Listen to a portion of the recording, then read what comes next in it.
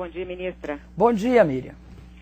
Ministra, a grande dúvida a respeito da senhora é que a senhora nunca demonstrou, durante o período que está mais exposta assim, na vida pública, apoiar políticas que garantiram a estabilidade da moeda. Por exemplo, controle de gastos. Quando os seus colegas de partido, Antônio Palocci e o ministro do Planejamento, Paulo Bernardo, propuseram reduzir e zerar o déficit público, a senhora considerou a ideia rudimentar.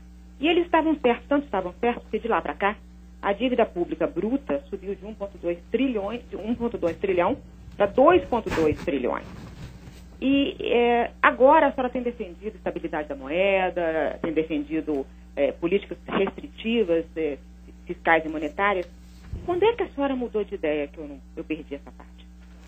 Ô Miriam, deixa eu te falar uma coisa. A nossa visão naquela época de ajuste de longo prazo, ela ainda não estava completa. Por que ela não estava completa? Porque a questão do ajuste fiscal de longo prazo é algo que você constrói porque implica, inclusive, em relações complexas intertemporais. Exemplo, nós mantivemos sempre a trajetória e perseguimos isso. Aliás, eu queria te esclarecer, eu sou integrante da Junta Orçamentária. Todos os cortes de gastos aprovados por esse governo, em 2005, 2006, 2007, 2008, 2009, foi aprovado, e no início de 2010, com o meu acordo. Todos os superávites primários e as metas de superávit primário foram aprovadas com o meu acordo. Aliás, o programa de aceleração do crescimento mostra, da nossa parte, uma maturidade maior. Porque eu não posso prever um plano de ajuste fiscal de longo prazo em que o PIB começa mais alto e acaba mais baixo. É o inverso. Eu tenho de prever um plano de ajuste fiscal de longo prazo em que o PIB começa mais baixo e passa por um patamar mais alto. Porque o próprio plano de ajuste fiscal é um fator de elevação do nível de crescimento da economia. No meu caso, do PAC, não está sendo respondida. Mas eu estou tentando, viu, Miriam? Estou fazendo o melhor dos meus esforços para te responder.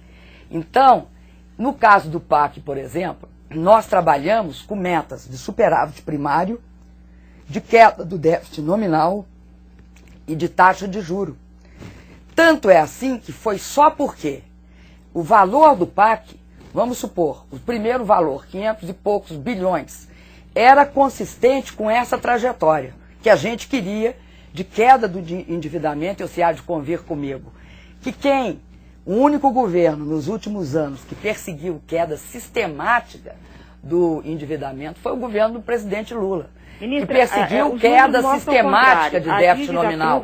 É isso que é ajuste fiscal de longo prazo, Miriam. Ministra, a dívida pública cresceu. Você está falando a bruta, né, Miriam? A bruta, que é a mais importante. Você está falando a bruta. É a mais importante, até porque na líquida então, vamos discutir por que a dívida bruta cresceu. Deixa eu terminar minha pergunta. Pelo contrário, o governo Lula, a partir do momento que a senhora assume, e a partir do momento que o ministro Palocci sai, ele começa a aumentar muito os gastos públicos. Então, a minha pergunta é o seguinte, a senhora estava errada quando atropelou a proposta do ministro Palocci? Desculpa, Miriam, você está falando uma coisa que não é correta. O momento em que nós fizemos o maior superávit primário, tão grande que nós pudemos constituir o Fundo Soberano, foi em 2008. Você está equivocada no que se refere a números. Além disso, Miriam, eu vou te falar uma coisa. Você se falou em dívida bruta. Você sabe por que a nossa dívida bruta cresceu? A nossa dívida líquida, você concorda que é cadente. Nós fizemos um pequeno desvio. Também. Nós fizemos um pequeno desvio diante da crise. Muito necessário para a gente poder sair da crise sem maiores e sem grandes consequências. Aliás, o Brasil tem um dos menores déficits nominais e uma das menores dívida PIB, relação dívida líquida sobre PIB. A senhora estava errada quando atropelou o ministro Palocci, Só um pouquinho. A minha pergunta inicial. Me desculpa, eu acho que você está errada no conceito, Miriam. Não houve esta questão. Nós temos perseguido e cada vez mais aprimorado a nossa política de ajuste de longo prazo. Tanto é assim que no caso da dívida bruta, as razões pelas quais ela cresce são o fato da gente ter construído 250 bilhões de dólares de reserva, e você sabe tão bem quanto eu, se eu quiser diminuir a dívida, eu posso, as reservas têm liquidez imediata. Compulsório, que nós liberamos 100 bilhões, o Banco Central liberou 100 bilhões dos bancos, e ao fazê-lo, diminuir, ou seja, liberar os 100 bilhões, o Banco Central, isso foi diante da crise que ele fez, e agora já está voltando a recompor o compulsório. E por último, transferimos 180 bilhões para o BNDES, um pouco menos do que isso, a título de garantir empréstimo e investimento de longo prazo e impedir que as empresas brasileiras tivessem um imenso choque de crédito.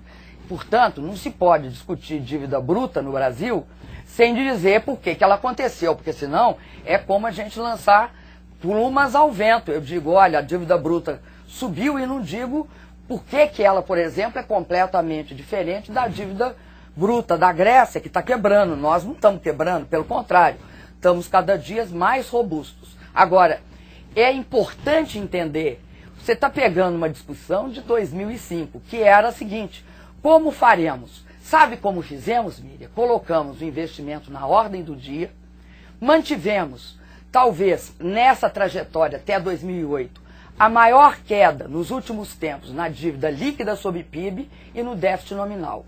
Fomos interrompidos pela crise? Fomos. Saímos de um patamar de 3,6% ou 3,3% do superávit primário e só fizemos 2,1%. Esse ano nós estamos recompondo o superávit primário. A mesma coisa fizemos também, houve também com o déficit nominal. E houve também, nós estávamos numa trajetória de queda do endividamento. Mas, sobretudo, eu acho que a grande conquista fiscal do Brasil foi desindexar a dívida interna brasileira das moedas externas.